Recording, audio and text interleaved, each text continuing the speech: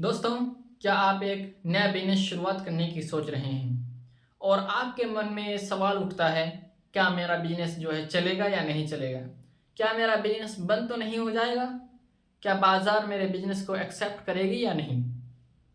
आज हम इसी सवाल का जवाब लेकर आए हैं इस वीडियो में, जो कि है 0 to 1 बुक के चैप्टर 3 में। इस वीडियो के आखिर तक अगर बने रहते हैं आप, तो आपका इस सवाल का जवाब मिल जाएगा।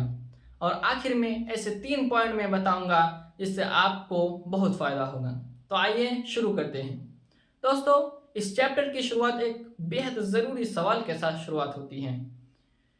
कहते हैं कि वो कौन सी ऐसी महत्वपूर्ण कंपनी है जिसे कोई नहीं बना रहा। ये सवाल जितना आसान लगता है उतनी आसान नहीं है दोस्तों। लेखक कहते हैं, आपकी कंपनी बिना मूल्य उत्पन्न करे ही मूल्यवान हो सकती हैं, लेकिन आपको उस मूल्य को धैर्य रखना होगा, यानी कि उस मूल्य को कंटिन्यू रखना होगा। क्या हुआ, आपको समझ में नहीं आया ना? आइए मैं एक एग्जांपल देकर समझाता हूं। एक बड़ी कंपनी भी बुरी हो सकती है। जैसे यूएस में एयरलाइन कंपनियां बहुत से लोगों को सेवा देती हैं और उससे साल में बहुत सा पैसा कमाती है, अरबों खरबों रुपए। लेकिन वर्ष 2012 में एयरलाइन कंपनियां की एक उड़ान, मतलब एक बार उड़ती है जहाज, तो $178 कमाती हैं, यानी कि प्रति व्यक्ति 37 सेंट 37 सेंट कमाती है। और अगर हम इसकी तुलना गूगल से करें तो गूगल प्रति यूज़र, यानी कि एक यूज़र से $10 कमाती है, यानी कि मोटा मोटा 27 गुना फायदा। आप सोच रहे हैं कि ऐसा क्यों हुआ? दोस्तों, ऐसा इसीलिए हुआ क्योंकि वर्ष 2012 में गूगल का कोई कॉम्पिटिटर नहीं था। गूगल एक ऐसा अकेला सर्च इंजन था जिससे हम सर्च कर सकें। वहीं एयरलाइन कंपनियां बहुत सी थीं, और एयरलाइन कंपनियां, कोई बोल रहा था कि मैं टिकट सस्ता दूंगा, कोई बोल रहा था कि मैं टिकट सस्ता दूंगा।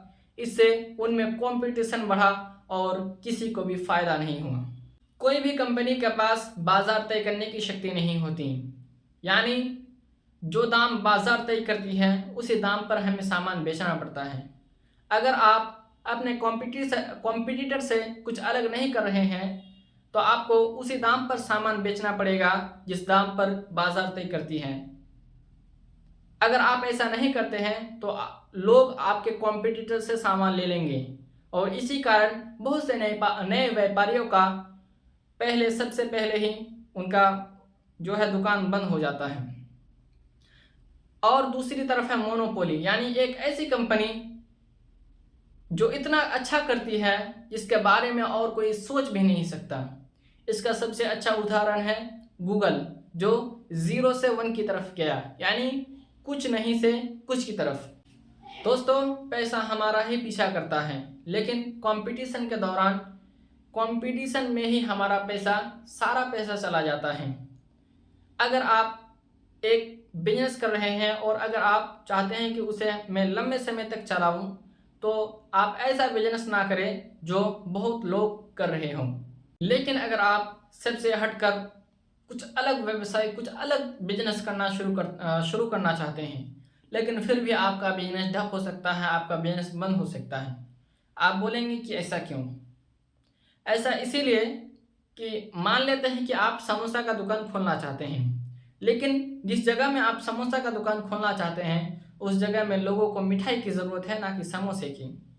अब आप बताइए कि क्या आपका बिजनेस चलेगा या नहीं? आपको भी मालूम है कि ये बिजनेस नहीं चल सकता। इसीलिए लेखक कहते हैं, आप अपने, मतलब जहाँ जिस इलाके में बिजनेस करना चाहते हैं उस इलाकों को इतनी छानबीन कर लीजिए कि आपको पता चल जाए कि बाज़ार को क्या ज़रूरत है। फिर से मान लीजिए कि आप एक समोसा का दुकान खोलते हैं और आपके समोसे के दुकान में बहुत से कॉम्पिटिटर है, यानी कि बहुत से लोगों ने समोसा का दुकान खोल रखा है। तो आपको उसी दाम पर बेचना पड़ेगा जिस दाम पर बाज़ार तय किया हुआ है। लेकिन अगर आप उस इलाके में अकेले समोसे का दुकान खोलते हैं और लोगों की रुचि है समोसे में, तो आप उसी दाम पर बेच सकते हैं जिस दाम को आप तय करें, यानी कि ज़्यादा दामों में ज़्यादा मुनाफे में। 0 to 1 बुक के लेखक पीटर थिल इस लाइन को बहुत अटपटा लिखते हैं। वो कहते हैं कि व्यवसाय में संतुलन का अर्थ है स्थिरता और स्थिरता का अर्थ है मृत्यु। आइए इसे एक अच्छे तरीके से समझाता हूँ। मतलब है कि अगर आप एक ऐसा बिजनेस करते हैं जो बहुत से लोग करते हैं, तो आपका बिजनेस अगर बंद भी हो जाएगा तो लोगों को फर्क नहीं पड़ेगा। इसीलिए कैरोलिना के आरंभ में यानी कि सब पहले लिखा हुआ है कि सभी खुशहाल परिवार एक से होते हैं और सभी नाखुश परिवार वो अपने तरीके से अलग होती हैं। दोस्तों, ठीक इसका ही उल्टा है बिजनेस। लेखक कहते हैं सभी खुशहाल कंपनियां अलग होती हैं और वो कोई ना कोई प्रॉब्लम सॉल्व करके बनाई जाती हैं। इससे वो अपने दाम को कंट्रोल करती हैं। और सभी नाखुश कंपनियां वो एक सी होती है जो कंपटीशन में लगे लगे ही खत्म हो जाती हैं। दोस्तों, इस वीडियो में सबसे पहले मैंने बोला था कि 3 ऐसे पॉइंट है जो मैं आपको बताऊंगा। कोई भी बिजनेस शुरू करने के लिए सबसे पहला सवाल होता है कि ऐसी कौन सी चीज़ है, ऐसी कौन सी कंपनी है जो कोई और नहीं बना रहा, जिसे लोगों की ज़रूरत है। दूसरा, किसी भी कंपनी के पास बाजार तय करने की शक्ति नहीं होती, लेकिन अगर आप अपने मार्केट में अकेले हो तो आप बाजार को तय कर सकते हो और भारी मुनाफा कमा सकते हो, जैसे कि गूगल। तीसरा, आपको कुछ तो अलग करना होगा अपने कॉम्पिटिटर्स से, कुछ भी अलग करना होगा जिससे आपको लोग अलग नज़रिए से पहचानें। दोस्तों, यहाँ तक आपने देखा। अगर आपको ये वीडियो अच्छा लगा हो तो लाइक कर दीजिए, सब्सक्राइब कर लीजिए और अपने दोस्तों को शेयर कर दीजिए ताकि वो भी बिजनेस कर सकें, आपके दोस्त आपके साथ उड़ सके। तो मिलते हैं 4th चैप्टर में, तब तक के लिए सब्सक्राइब कर लीजिए और शेयर करना मत भूलिएगा।